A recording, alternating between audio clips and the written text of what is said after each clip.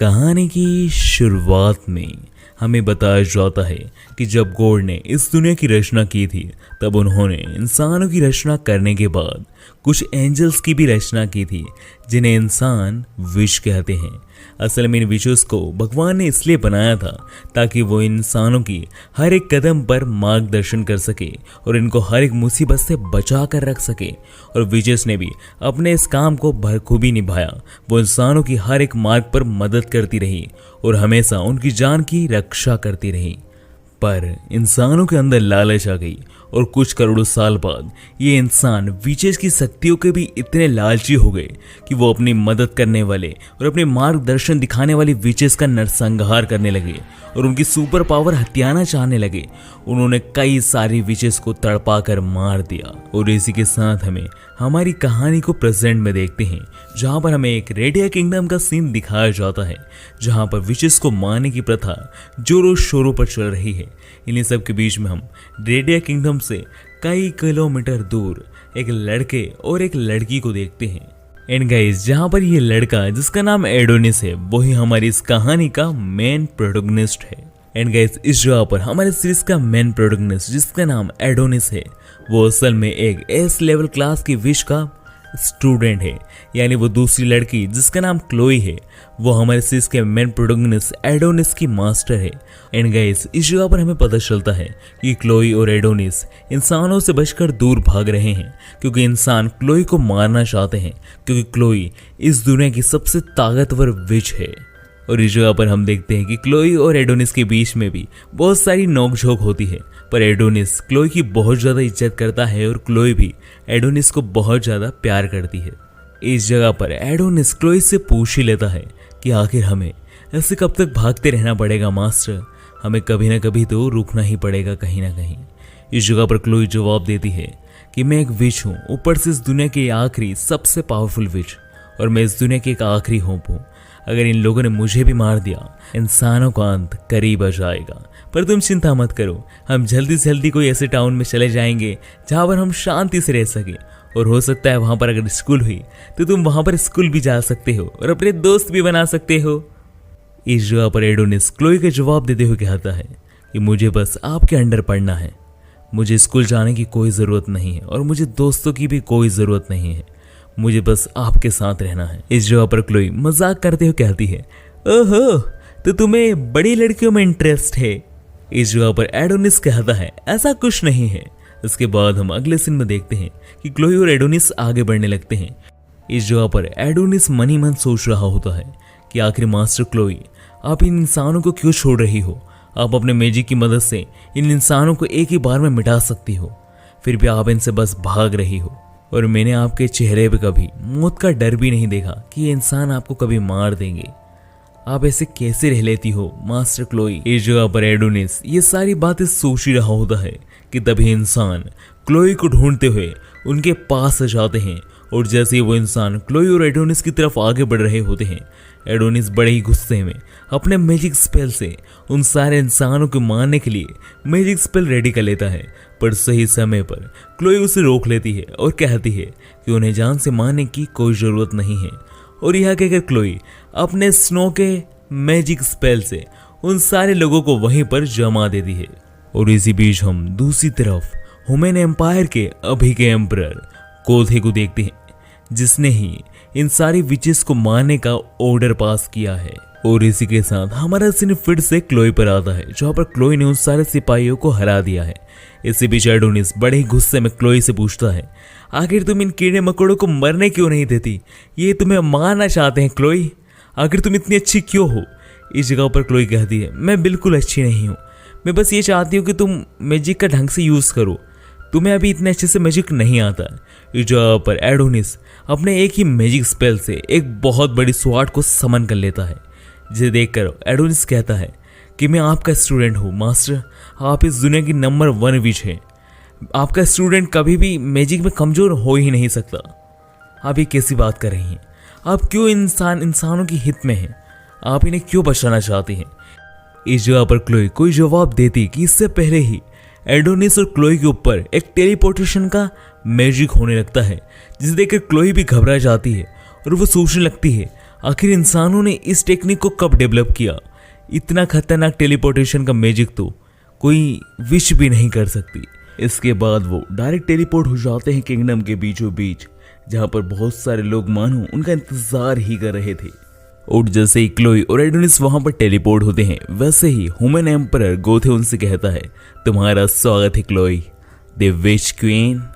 और जैसे ही एडोनिस गोथे को देखता है, एडोनिस गोथे को मारने के लिए आगे बढ़ता है, क्योंकि ये विच का जितना भी किलिंग सिस्टम या फिर विचेस का नरसंहार हो रहा है वो गोथे की कहने की वजह से ही शुरू हुआ है, और अगर गोथे मर गया तो ये खत्म हो जाएगा।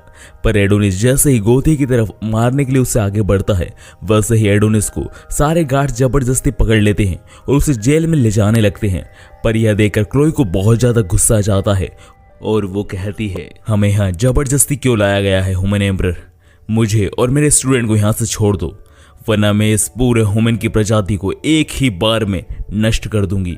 और यह कहकर क्लोई अपने मैजिक स्पेल को तैयार करने लगती है, और इस जगह पर क्लोई बहुत ज़्यादा गुस्सा होती है। पर जैसे ही क्लोई अपने मैजिक स्पेल को तैयार करती है और हमला करने के लिए आगे बढ़ी रही होती है कि वैसे ही क्लोई का पूरा मैजिक स्पेल तबाह हो जाता है, और दुनिया की सबसे स्ट्रॉन्गेस्ट विच का मैजिक तबाह हो जाने पर क्लोई भी बहुत ज़्यादा हैरान हो जाती है कि आखिर उसका मैजिक गया तो गया कहाँ। सो गाइस, इस जगह पर हमें बताया जाता है कि क्लोई को मैजिक को सप्रेस करने के लिए असल में स्पेशली इंसानों ने एक मैजिक सप्रेसर बनाया था, जिसकी मदद से वो किसी भी विच का मैजिक को कुछ टाइम के लिए सप्रेस कर सकते हैं। इस जगह पर जैसे ही क्लोई का मैजिक सप्रेस होता है, गोथे उसके पास आता है और उसके ऊपर के सारे कपड़े फाड़ देता है, और इस जगह पर बाकी इंसान बेशर्मों की तरह क्लोई के फोटो खींचने लगते हैं। इस जगह पर क्लोई अपने कपड़े और अपने शरीर को ढकने की कोशिश करती है, तो इस जगह पर वो इंसान कहते हैं कि अपने हाथ पैर से इन्हें ढको मत, हमें फोटो खींचने दो। इस जगह पर ये सारी चीजें देखकर एडोनिस के तो खून खोल उठता है, और वो कहता है, मैं तुम सब लोगों को मार दूंगा। इस जगह पर गोथे उसको इस तरीके से देखकर कहता है कि ये लड़का शोरगुल कर रहा है, इसे जान से मार दो। इस जगह पर क्लोई बिना कोई देरी करे सीधा गोथे के पैर में आकर गिर जाती है और उससे विनती करने लगती है कि इसकी कोई गलती नहीं है, इस जगह पर सारी गलती मेरी है, मैंने इसे किडनैप कर लिया था, इसके साथ स्लेव जैसा व्यवहार किया था, उसकी कोई गलती नहीं है, उसकी इस जगह पर कुछ नहीं है, तुम मुझे मार दो, मैं सरेंडर करती हूँ, पर तुम प्लीज उस लड़के को कुछ मत करना।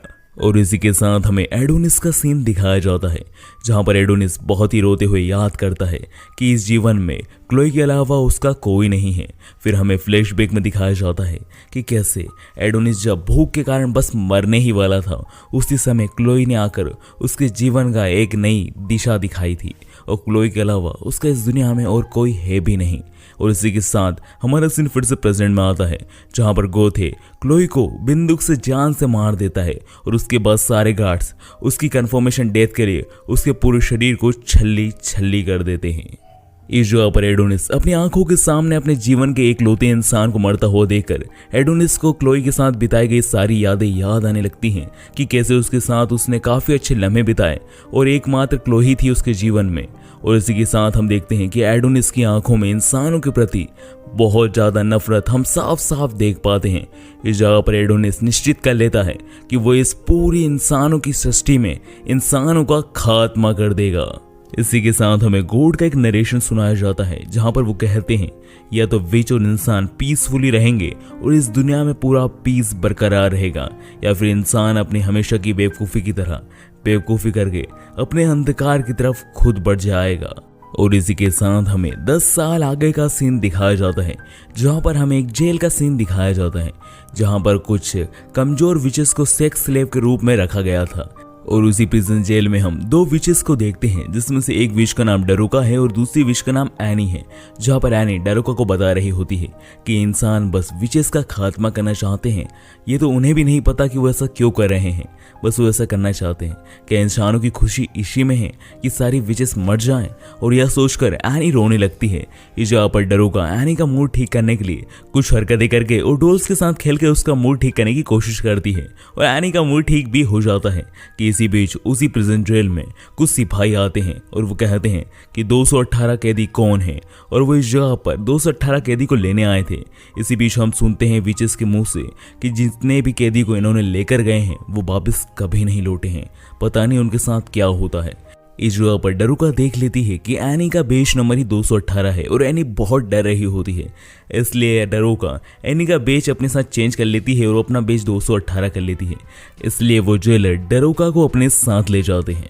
के बाद हमें कुछ घंटे बाद का सीन देखते हैं जहां पर डरूका कुछ ट्रिक का यूज करके वहां से भाग कर रह जाती है और वो सारी विचेस को एक ही बार में रिहा कर देती है। और इन विचेस के साथ हम देखते हैं कि एक कमरे में एक सील के अंदर बंद हुआ इंसान जो कि और कोई नहीं एडोनिस होता है, वो भी रिहा हो जाता है।